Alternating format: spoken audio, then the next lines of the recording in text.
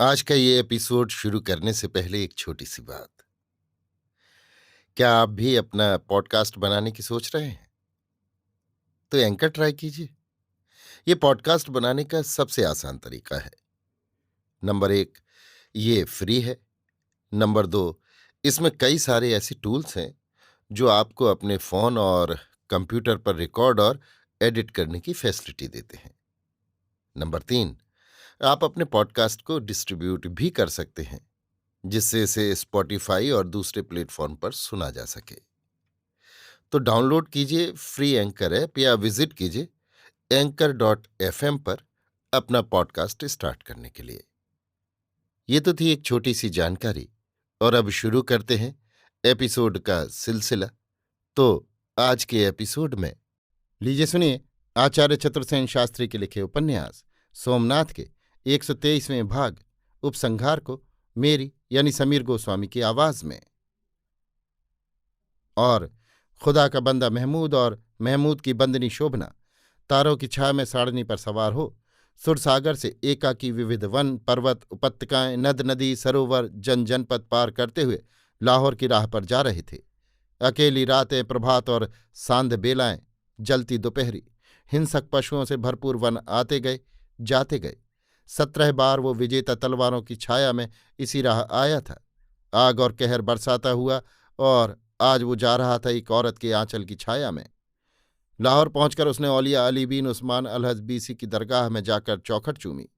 चारों ओर बिखरे हुए उसके सिपाही योद्धा से पैसलार मंत्री भी आ जुटे। महमूद ने सबके साथ सफ बांधकर नमाज पढ़ी, सब अहवाल औलिया को सुनाया। सुनकर औलिया ने कहा, महमूद, अब तू उस औरत से बात कर। और महमूद ने औलिया के समक्ष शोभना से दिल खोलकर बात की। शोभना ने कहा, मैं शोभना हूं, चौला देवी नहीं। मैंने अमीर के वफादार से पैसालार को कत्ल किया और अमीर को धोखा दिया है। अब शाह गजनी जो सजा मुनासिब समझे मुझे दें। शोभना ने धीरे धीरे सब हकीकत खोलकर सत्य सत्य सुना दी। सुनकर अमीर देर तक मौन बैठा रहा। फिर उसने कहा, मैं अमीर महमूद, खुदा का बंदा, वही कहूंगा जो मुझे कहना चाहिए। खुदा के बंदे की नीयत बद थी, जिसकी सजा खुदा ने अपने बंदे को दी। फिर उसने अपने रहमो करम से तेरे आंचल का साया उसे दिया, जिसने महमूद को जिंदगी राहत और खुशी दी। अब जिंदगी तेरे सदके। महमूद ने जमीन तक झुककर शोभना का पल्ला चूम लिया और जार जार आंसू बहाने लगा। बहुत देर शोभना चुपचाप बैठी रही। फिर उसने भीगी पलकें उठाकर कहा, अय शहंशाह, मैं एक बदनसीब औरत हूं, लुटी हुई बर्बाद, और अब इतनी दूर आगे बढ़ाई हूं कि लौटने की सब राह बंद हो गई है। अब मेरे सामने एक बेकस और गरीब शहंशाह है, जिसने जिंदगी में लिया ही लिया, दिया कुछ नहीं। और अब देखती हूं जो कुछ उसने लिया है उसके बोझ से वो दबा जा रहा है। उसके दर्द को मैंने देखा है। जिसने दर्द सहा है वो पराये दर्द को देख नहीं सकता। शहंशाह इसलिए अपनी इस बंदनी की सजा कुछ नर्म कर सकें और गजनी के किसी कोने में पनाह दे सकें, तो ये बदनसीब शोभना इस खुदा के बंदे मर्द के दर्द को जितना और जैसे बन पड़े कुछ कम करने में अपनी जिंदगी की बची हुई घड़ियां बिताए। औलिया के मुंह से निकला, मरहबा मरहबा, और उसकी सफ़ेद दाढ़ी आंसुओं से तर हो गई। महमूद और झुका। उसने तलवार शोभना की गोद में डालकर कहा, ये तलवार और इसकी बदौलत हासिल की हुई गजनी की सल्तनत तेरी है, और तू अपने दर के भिखारी महमूद को उसी तरह अपने मुबारक हाथों से एक टुकड़ा रोटी देती रहे, जैसा कि 17 दिन से आज तक देती आई है। और वो दिग्विजयी महमूद उस गुण गरिमामयी ब्राह्मण कुमारी के आंचल की छाह में काबुल की दुर्गम राह पर दुरूह खैबर के दर्रे में खो गया। भारत में रह गए उसकी 17 विजय यात्राओं के अमर चरण चिन्ह। चौला देवी के आकुल व्याकुल प्राण प्रिय मिलन के लिए छटपटा रहे थे। आज के इस क्षण के लिए उसने न जाने कितनी साधना की थी। कब प्रियतम का संदेश आता है, उसका हृदय भय आशंका और आनंद के झूले में झूल रहा था। वो गुर्जरेश्वर की प्रिय अर्धांगिनी और गुजरात की महारानी है। एक दिन मुहूर्त में जिसने अपना तन मन जिस देवता को विसर्जित किया था, आज वो उसका मूल ब्याज सभी पा रही है। महाराज भीमदेव का सुंदर श्याम स्वरूप, वज्रगात नासिका का उठाव, विशाल नेत्र, सौम्य मुख मुद्रा, मधुर मुस्कान, उसके मानस नेत्रों में शत सहस्त्र रूप धारण कर उसके रक्त की प्रत्येक बूंद में नृत्य की वासना उत्पन्न कर रहा था। उधर महाराज भीमदेव के रोम रोम में चौला का नव किसलय कुसुम कोमल गात रम रहा था। इस प्राण सखी से मिलने को उनके प्राण छटपटा रहे थे। उन्हें ज्ञात न था कि ये कहाँ है। युद्ध विग्रह और राजकीय खटपट में पड़े रहकर वो इस संबंध में कुछ अधिक जान ही न सके थे। वे केवल दामोदर के उसी एक वाक्य से आश्वस्त थे जो उन्होंने कहला भेजा था। अब दरबार से निवृत्त हो राजा ने दामोदर को एकांत कक्ष में बुलाया और चौला की बात पूछी। दामोदर ने सारा भेद प्रकट करके कहा, चौला रानी महाराज के आह्वान की प्रतीक्षा में है। सुनकर महाराज भीमदेव प्रेम दीवाने हो गए और उसी क्षण उन्होंने आज्ञा दी कि चौला रानी के राजमंदिर में आने के उपलक्ष्य में महोत्सव हो। विवाह की जो रस्म देव सानिध्य में हुई है वो अब राजसी ठाठ बाट से सब नगर पौरजनों और नरपतियों के समक्ष हो, जिससे उसकी मर्यादा महारानी के समान स्थिर हो तथा उसे राजगढ़ में धूमधाम से लाया जाए। महाराज ने मंत्रीश्वर विमलदेव शाह को बुलाकर राजसी ठाठ से महारानी चौला देवी को राजगढ़ में धूमधाम से ले आने की आज्ञा दी, परंतु मंत्रीश्वर ने गुर्जरेश्वर की ये प्रथम आज्ञा अमान्य कर दी। उन्होंने कहा, महाराज, गुजरात की महारानी उदयमती हैं। मंदिर की नर्तकी, देवार पे देवदासी पाटन के राजगढ़ में नहीं प्रविष्ट हो सकती। फिर सोलंकियों की गद्दी का उत्तराधिकारी तो महारानी उदयमती का पुत्र ही हो सकता है। बात का बतंगड़ बन गया। महारानी उदयमती तीखे स्वभाव की राजगर्विता स्त्री थी। उसने भी चौला रानी का वैध अधिकार स्वीकार नहीं किया। मंत्रीश्वर गुर्जरेश्वर के समक्ष अड़ गए। चौला देवी का राजगढ़ में प्रवेश एक महत्व का प्रश्न हो गया।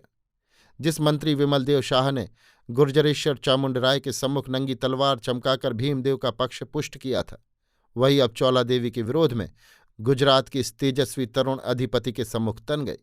सारे पाटन में इस राजकलह की चर्चा फैल गई। मंदिर की नर्तकी देवदासी को महारानी स्वीकार करने से पाटन के सेठ साहूकारों और नगरजनों ने भी इनकार कर दिया। वास्तव में वे सब साहूकार जैन धर्मी थे और विमलदेव शाह भी जैन धर्मी थे। उनकी दृष्टि में पाटन के मंत्री की मर्यादा गुर्जराधिपति से कम न थी। फिर धार्मिक बंधन से वे सब विमलदेव शाह से बंधे थे।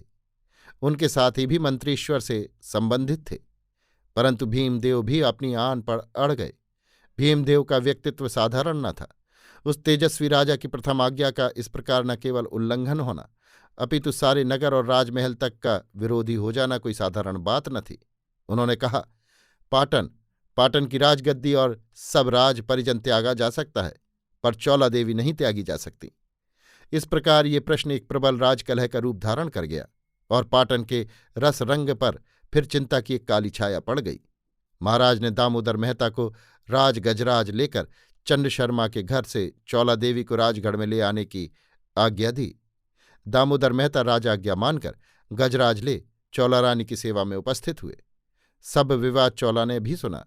उसका संपूर्ण आत्मसम्मान आहत हो गया, परंतु न उसने एक बूंद आंसू गिराया, न मुंह से एक शब्द कहा। राजकलह के महत्व को उसने समझ लिया और दृढ़ संकल्प की सात्विक भावना से उसके नेत्रों में नई दीप्त भर गई। दामू मेहता ने चौला देवी को राजगढ़ चलने का निवेदन किया। महाराज ने राजगजराज सवारी को भेजा है, ये भी कहा। चौला देवी ने सुनहरी झूल और मोतियों की झालरों से सुसज्जित अंबारी पर दिग्गज के समान विशाल राजगजराज पर एक दृष्टि डाली। एक स्मित रेखा उसके अधरों पर फैल गई। उसने धीरे से कहा, मंत्रीश्वर, महाराज श्री के बिना सूना राजगजराज सुशोभित नहीं है। प्रणाम सहित मेरा ये निवेदन गुर्जरेश्वर के चरणों में निवेदन कर दीजिए। दामू मेहता चौला देवी के मर्म को समझ गए। वो चौला देवी को प्रणाम कर लौट गए। सूना गजराज लौटा देखकर और चौला देवी का मार्मिक संदेश सुनकर महाराज भीमदेव लज्जित हो अविलंब गजराज पर बैठ स्वयं चंड शर्मा के घर पर चौला देवी को राजगढ़ ले आने के लिए जा पहुंचे। चौला देवी ने गुर्जरेश्वर की विधिवत पूजा की। राजगढ़ चलने का प्रसंग आने पर कहा, महाराज, आपके नेह से मैं संपन्न हूं। राजगढ़ जाने का मुझे मोह नहीं। आपसे मैं दूर नहीं। राजमर्यादा की भी एक सत्ता है। गुर्जरेश्वर को उसका विचार करना होगा। फिर नेह किया है तो टीस भी होगी, पीर भी होगी। अब टीस की पीर से महामहिम गुर्जरेश्वर भी यदि साधारण पुरुष की भांति कातर हो अपना मनोदारिद्र्य प्रकट करेंगे तो फिर सोलंकी कुल की आन क्या रहेगी। महाराज ने भर्राए कंठ से कहा, प्रिय, सोलंकी कुल की आन रखने की शक्ति मुझमें नहीं है।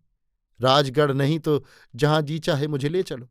मुझे न राजगढ़ का मोह है न राज्य का, केवल एक स्त्री का मोह है। चोला के होठों में हास्य और आंखों में मोती थे।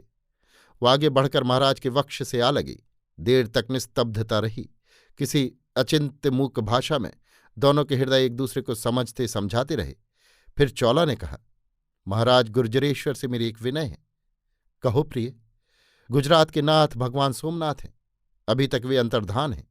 दैत्य वे दलन कर चुके। अब उनका प्राकट्य होना चाहिए। एक क्षण भी गुजरात को देव रक्षण से रहित न रहना चाहिए। देवपट्टन में चलकर अविलंब देव प्रतिष्ठा होनी चाहिए। तो प्रिय चलो, मेरा राज गजराज उपस्थित है ही।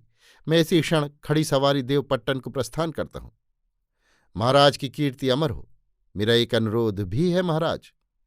वो भी कहो। गुर्जरेश्वर के शुभ प्रस्थान के समय मंगल मुहूर्त के लिए स्वर्ण कलश में तीर्थोदक ले नगर की कोई कुमारिका नगर द्वार पर खड़ी हो, ऐसी प्रथा है तो महाराज वो प्रतिष्ठा मुझ दासी को प्रदान की जाए। भीमदेव का हृदय हाहाकार कर उठा। उन्होंने आंसुओं से गीली आंखों से चौला की ओर देखकर कहा, जैसी तुम्हारी इच्छा प्रिय। तुमने अब जीवन को विसर्जन में लेकर ही लिया, तो अब कहने को क्या रह गया। उन्होंने उसी क्षण देवपट्टन को प्रस्थान करने की आज्ञा दे दी। सहस्त्र वेदज्ञ ब्राह्मणों के सानिध्य में विधिवत देवपट्टन में नवीन लिंग की स्थापना हुई। प्राण प्रतिष्ठा की गई। गगन राशि को भरुकच्छ से बुलाकर पाशुपत आमनाय के अधिष्ठाता का पद प्रदान किया गया। शत सहस्त्र कंठों से एक बार फिर जय सोमनाथ की ध्वनि घोषित हुई और चौला देवी के चरणों ने रत्नगृह के सभा मंडप में एक बार फिर देव सानिध्य में नृत्य किया। और राज गजराज पर आरोहण के पूर्व जब गुर्जरेश्वर ने चौला के सम्मुख जाकर वाष्पावरुद्ध कंठ से कहा, तो प्रिय अब विदा प्रियतम, उसने अपनी मृणाल कोमल भुज वल्लरी गुर्जरेश्वर के कंठ में डाल दी। गुर्जरेश्वर चले गए और चौला देवी वहीं भूमि पर, जहां महाराज भीमदेव के चरण थे, अपना वक्ष रखे सिसकती पड़ी रह गई। अभी आप सुन रहे थे आचार्य चतुर्सेन शास्त्री के लिखे उपन्यास सोमनाथ के 123वें और अंतिम भाग उपसंहार को मेरी यानी समीर गोस्वामी की आवाज में।